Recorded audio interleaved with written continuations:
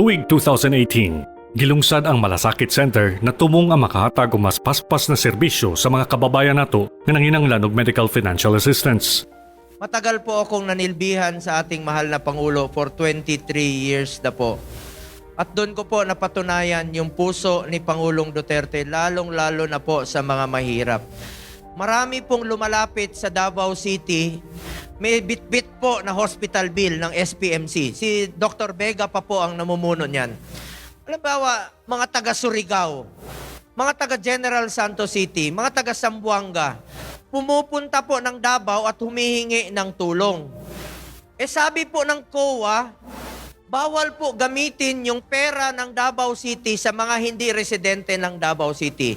Which is legally correct po yun. Tama po. Pero doon ko po nakita yung puso ni Pangulong Mayor Duterte sa mga mahirap. Alam niyo yung bill, tinapon niya sa akin. Sabi niya, Bong, hanapan mo ng paraan, bayaran mo yan. Pag hindi mo nagawa ng paraan, bukas hindi na ako upo dito sa City Hall. Dahil hindi ko matiis yung mga kababayan ko kahit hindi residente ng Davao na tanggihan sila. Dahil para sa akin, Pilipino rin po ang mga yan. So talagang nagdurugo ang puso ng ating mahal na Pangulo, nung mayor pa po siya. Kaya nung naging Pangulo siya, sabi ko, ano ho bang konsepto na pwede nating gawing tulong sa ating mga kababayan? Kaya po, nung naging senador po ako, isinabatas natin ito. Ito pong una kong isinulong. Niadtong November 11, 2019, sa pagduso ni Senator Christopher Lawrence Bongo, mingpasar sa ikatulo ug ulahing pagbasa sa Senado ang Senate Bill 1076 o Malasakit Center Act of 2019 na mismong gisulat ni Kuya Bongo.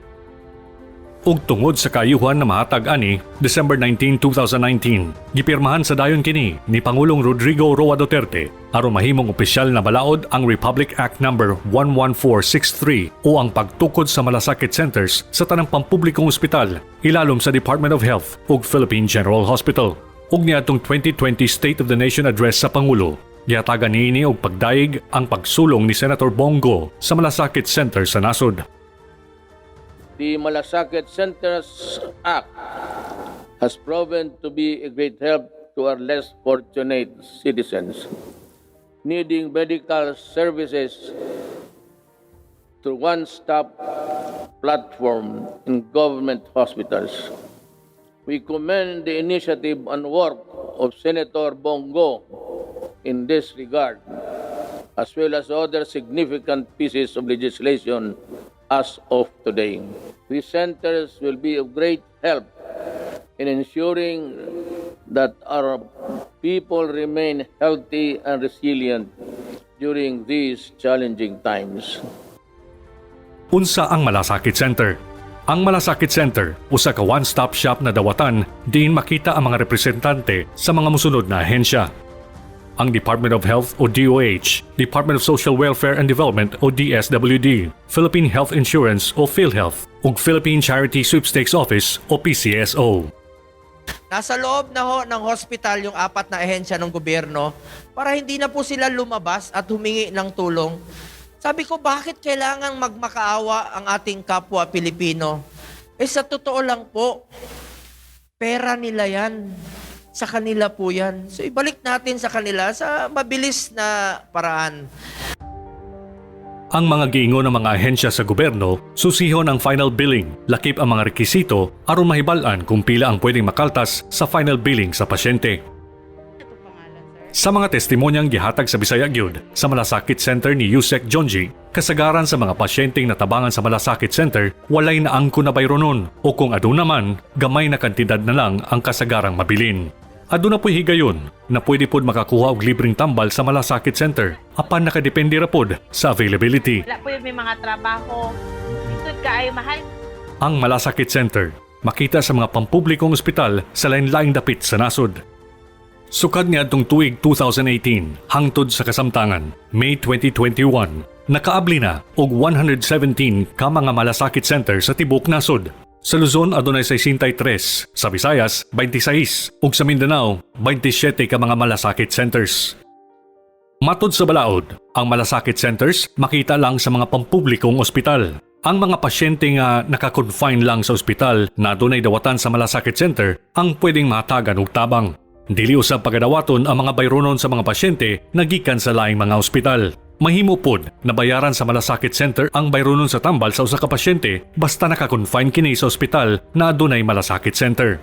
Dili makahatag og reimbursement sa tambal ang malasakit center kung ang resibo niini nagikan sa pribadong butika.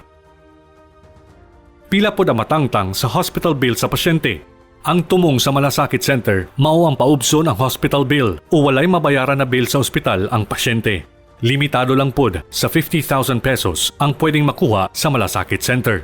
Apan, anaa sa sulod sa dawatan nini sa DOH, DSWD, PhilHealth o PCSO aron motabang sa pagmenos sa uban pang bayronon. Ganito po ang gagawin ninyo. Pag meron kayong bill sa hospital, 67,000, lapitan nyo po ang malasakit center. Tutulungan kayo ng PhilHealth, tutulungan kayo ng PCSO, tutulungan kayo ng DOH at DSWD.